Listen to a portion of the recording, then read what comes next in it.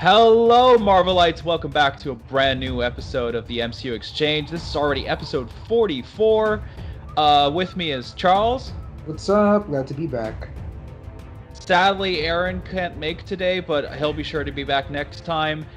So we're just going to jump right into the big news of the week, and then, of course, talk and discuss about the latest WandaVision episode. It's so good to have actual content to talk about in multiple Yeah, weeks, isn't it? yeah. uh, So let's just jump in. First, some Disney Plus news.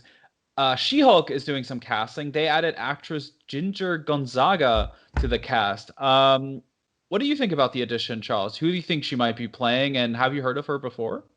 I have not heard of her before, but just looking at her, I guess her filmography, the stuff she's been in, it's kind of like she's been in a lot of cool stuff, and the fact that she's Mm, finally dabbling in this world of crazy Marvel stuff. She's in many ways she's going up to the big leagues with Marvel. It's kind of cool to see someone like her finally get her break. I don't know who she is. I know that they were casting a person of color to play the best friend, and if I'm not mistaken, one of the requirements for that was that the person had to have chops, comedic chops, and no. if she got it, then she probably is super funny. I'm super curious who else are they gonna round up the cast with. I know one of the opposite characters there is possibly Titania, so we're definitely gonna hear about this soon. But I kind of dig that they got this actress Ginger Gonzaga to play the best friend, which it kind of seems like she is the best friend. So I'm excited how she's gonna bounce off with Tatiana Maslany. Oh, I agree, and I think that we're seeing the overall direction that, like what Kevin Feige said not too long ago, is that this is going to be a court. It's not going to be a courtroom drama, but more a comedy sense, which is already a great, and we see it with this casting already. I'm curious, like she worked on Jim Carrey's Kidding, Mixology, so very heavy comedy focus. I think though there's like two theories is that she might be an adaptation of Jill Stevens, who was like introduced as her best friend from childhood. But there's also a good possibility she might be Angie Huang, who was Yeah, in one of the later runs where she had, I think she had her own agency for superheroes, which kind of fits where they're going for. yeah. It's curious. I mean, they have a Rick and Morty writer with Jessica Gao.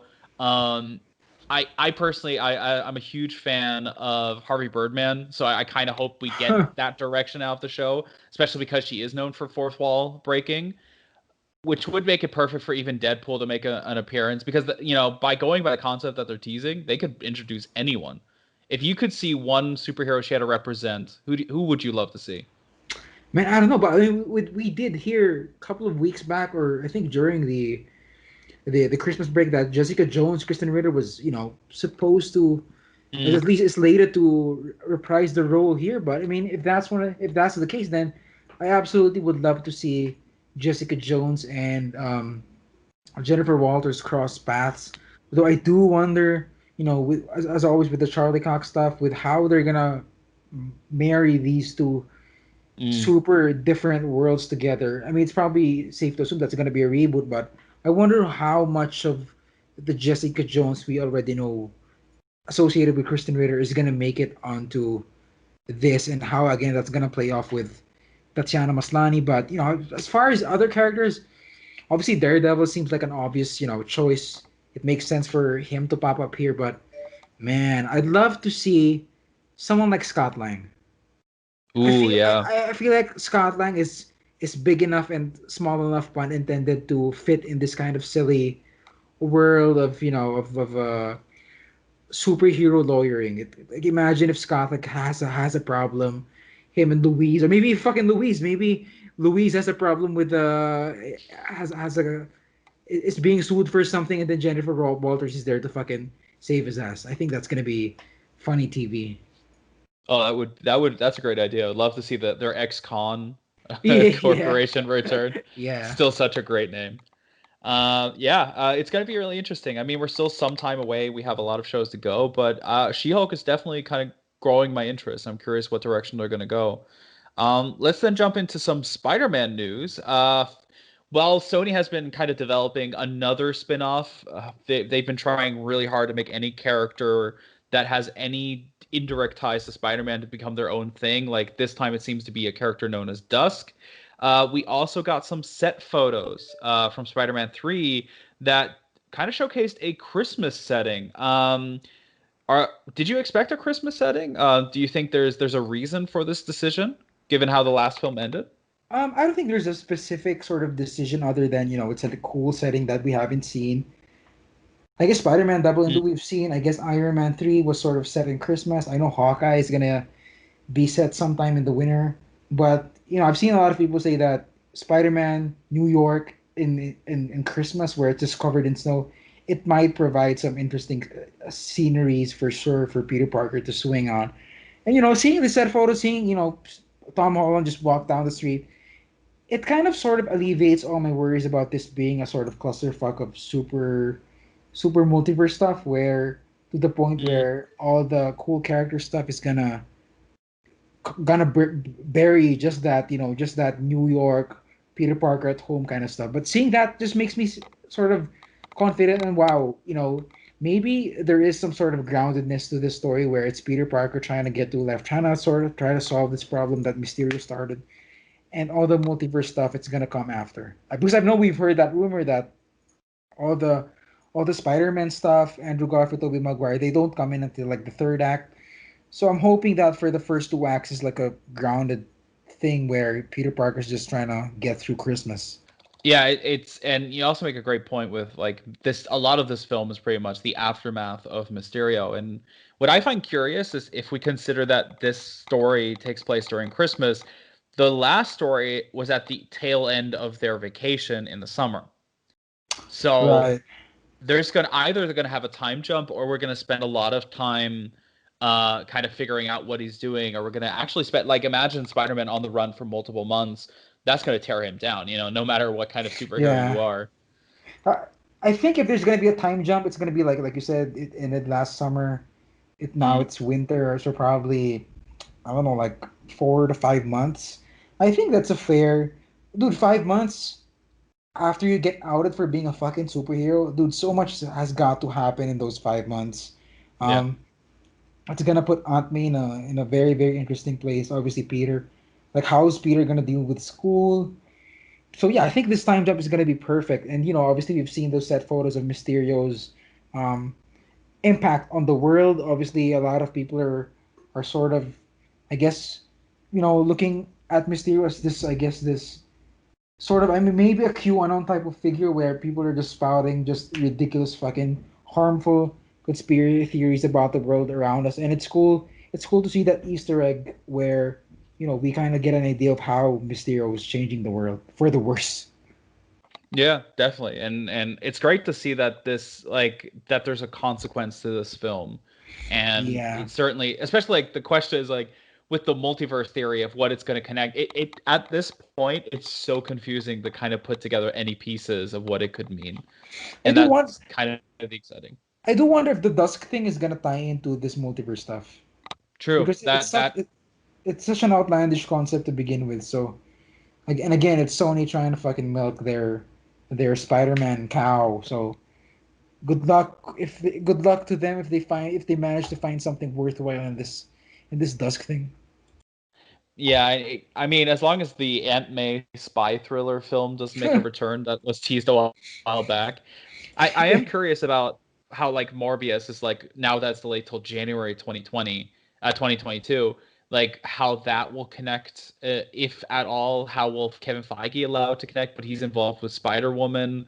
Venom takes place in the same location as Ant-Man, but we've been through that timeline. We've seen it, but the I think Life organization, the building doesn't exist in Ant-Man.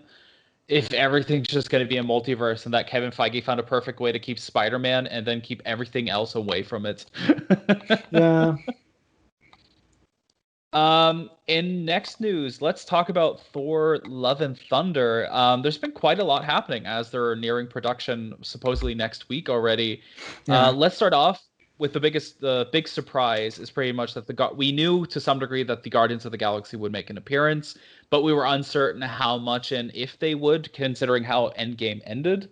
But luckily, Karen Gillan, actress Nebula, confirmed that she is returning as Nebula, and Chris Pratt and other actors were seen in Australia near the sets. Chris Pratt was the only one confirmed, I think, for almost a month now. So, are you excited to see the Guardians? How big of a role do you think they'll have in the film? Do you think they'll just be in the opening, or? Yeah, I mean, we've talked about it before. How it kind of makes sense for them just to be in the opening where they kick Thor out for finishing their food, some shit like that. But Yeah. it kind of seems like the fact that they're flying out everyone there.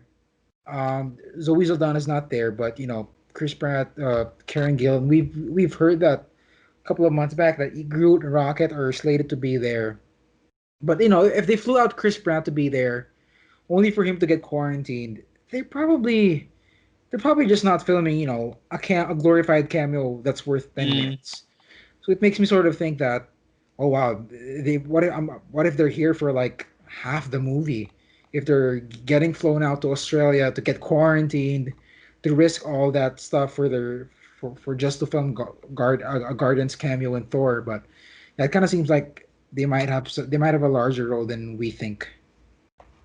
I agree, and the interesting thing is, considering Guardians of the Galaxy Volume 3 also got postponed, how does it all fit together? Because, Love and Thunder probably was never going to take place before that. So either they changed, like this could be like a mid-story for them to join Thor on a short adventure before he exits into his own story.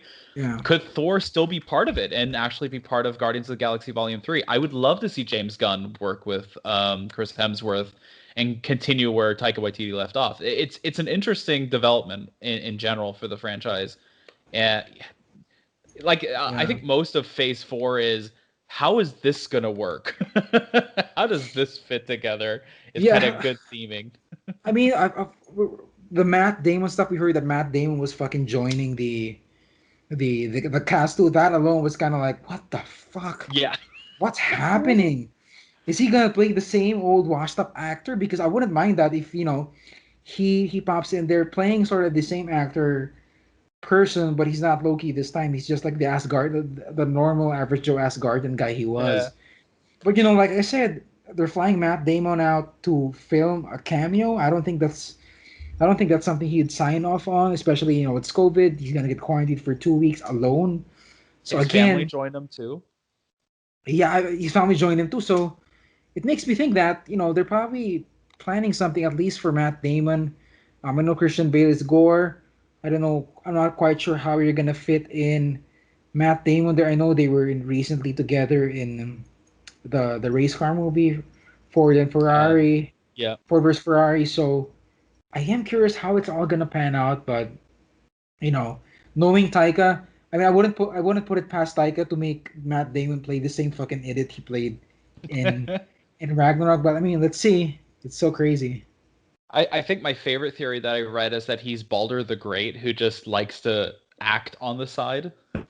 I mean, I wouldn't be mad for sure, but Baldur has been sorely absent from the Mm. Marvel universe. He's such a key part of the Thor's life in the comics. So if they make him Baldur and just sort of write him off as another goofball, I'd probably be disappointed. But it's Taika, so he can get away with so much shit. Yeah, it's kind of like the drawback of, especially with how long these actors can play these roles, is that we're missing out on a lot of stories. I think, like, I personally still want to see the Serpent. Like, that's the fear itself is like the one storyline I want to see from Thor, Yeah. which I think would be like the perfect Avengers level event story for Thor to end his story in the MCU. But who knows, and like the introduction of Gore, I think most of us didn't even think that he would show up. We even saw set photos kind of teasing Yeah. his homeworld, or at least looking like it in the Centennial Park.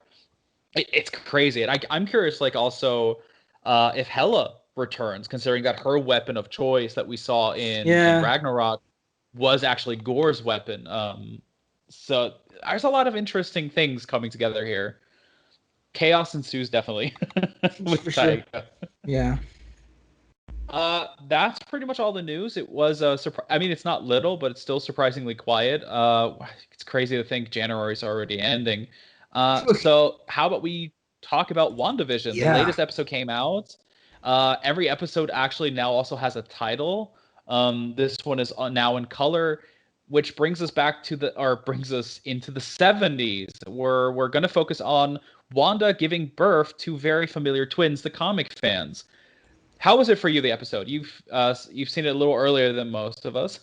Yeah, it was the wait for this episode was kind of like dreadful because everyone's excited to watch a new episode, and I'm kind of like sitting here like, oh, I've fucking seen this already. I've seen it fucking thrice, even 2 weeks ago. So it is cool to see everyone's reactions to it. Obviously, there are more fans out there that are more smarter than me and more perceptive of what's happening, all the tiny Easter eggs.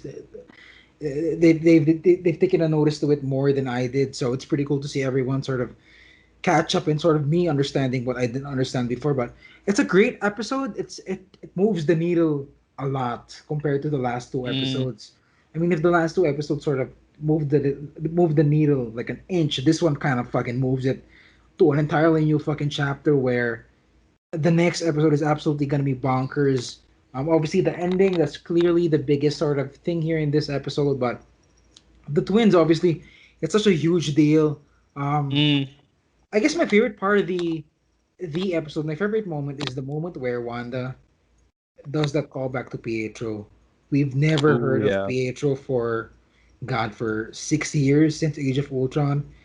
I don't Mm. think Wanda even mentioned Pietro in Civil War. So the fact that True. Yeah. that whole thing with her being a Sokovian, her having ties, her singing a Sokovian lullaby to her kids is just such a fucking nice nod to her origins. I'm finally glad they're paying lip service to it.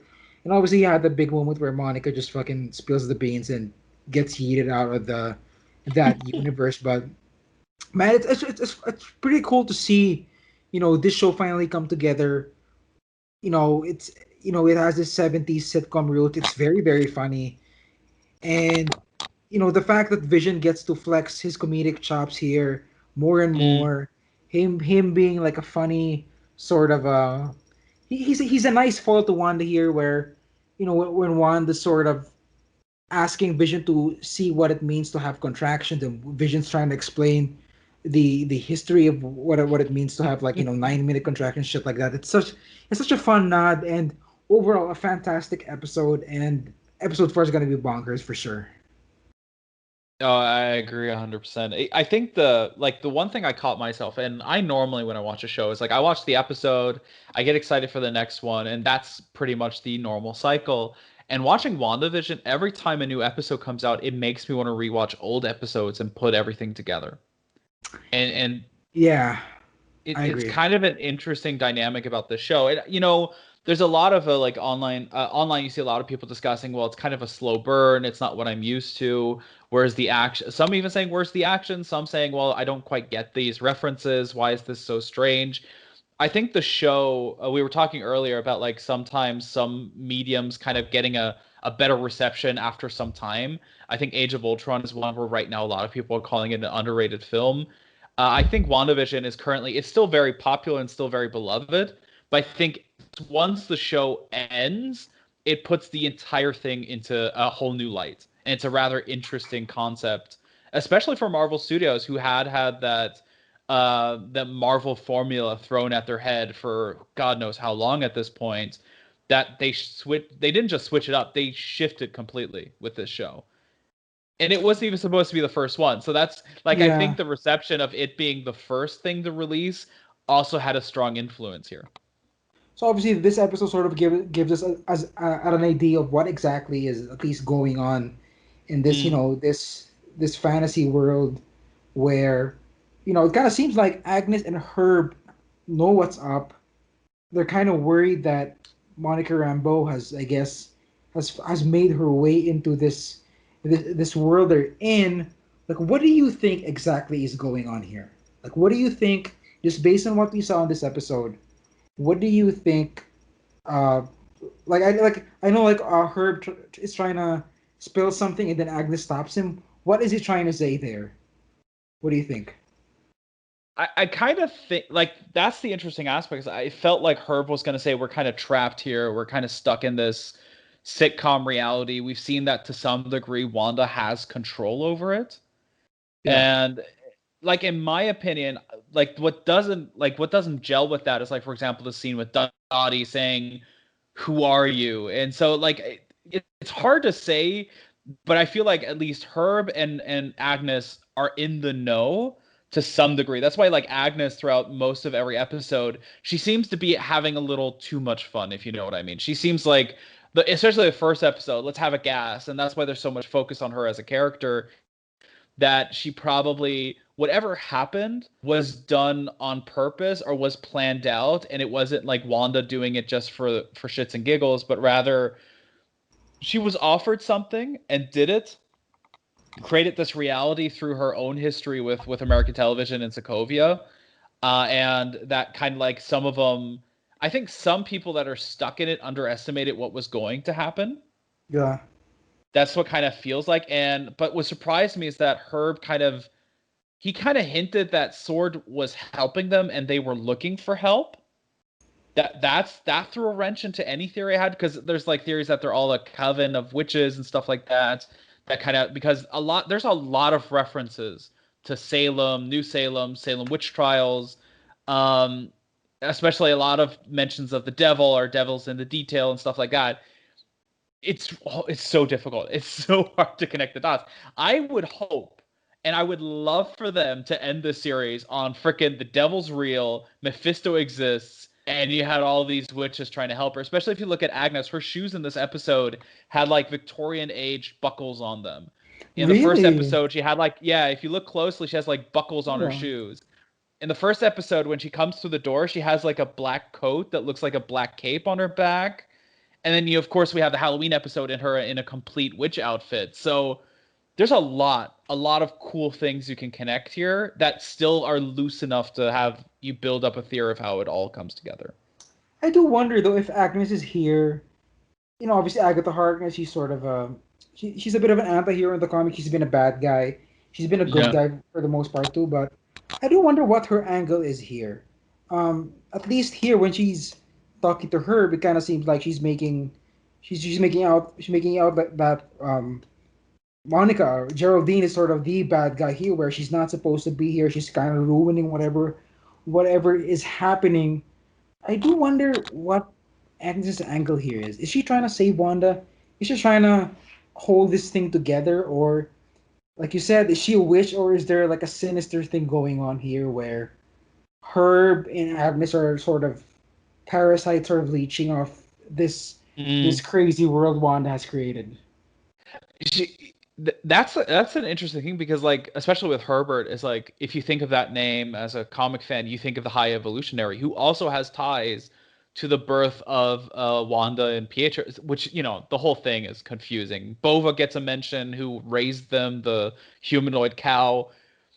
I don't know where they're going 100%, because like the big question I think on everyone's mind is, will we find out that their parents aren't their parents and they're actually the children of Magneto? Like that's, I think, what everyone's expecting to be the end reveal to some degree. Yeah. I personally doubt it. I don't think they're building up towards that. If they want to go down that route, it's, X-Men are probably not until at least 4 or 5 years in the future. But I think for me, like what really makes the show interesting is that, like you said, we don't know who's the bad guy pretty much, and that kind of makes it a very different show to swallow for not just Marvel fans, but in general, because normally like a pilot episode clearly defines what is happening and what you have to be careful of. Even Lost, with its mysteries, had like a clear defined villain of sorts, even if it was a black mist. And this show, it's kind of hinting that Wanda's the villain. That I can see. I think Agnes, and I think that angle's interesting. If Agnes is just, she wanted to help out. I think Wanda found the body. Maybe Agnes is actually a sword agent. Like we never thought of Ooh. that angle. She may be a sword agent. That's why she and Herb know who they are, and she was actually sent to help, kind of, for Wanda to keep control after everything has been happening to her.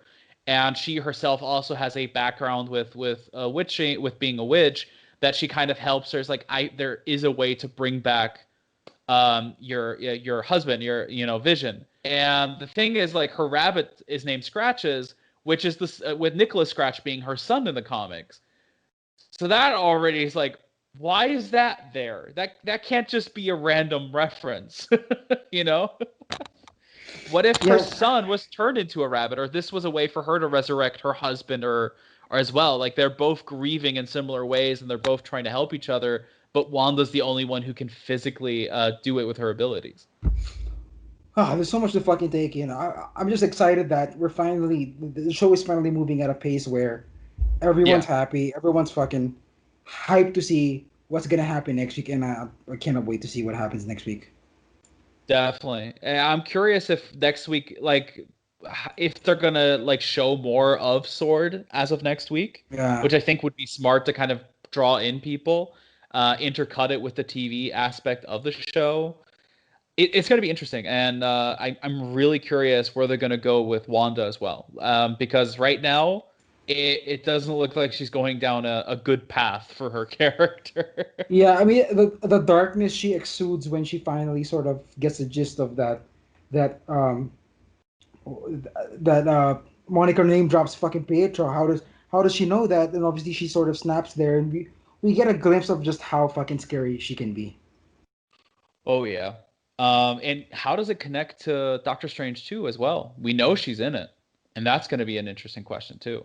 Yeah, It's an exciting prospect. I think that's kind of what makes WandaVision such an interesting addition is that on one side it's so unique that it kind of feels like this is made for people who love Marvel like comics and also love sitcoms. So it's a very far departure from Marvel's usual let's make everyone happy kind of concept.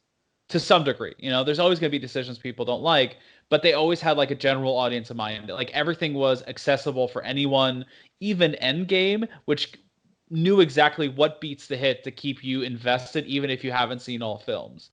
And WandaVision feels like the first time Kevin Feige was like, let's just do something fun for the heck of it.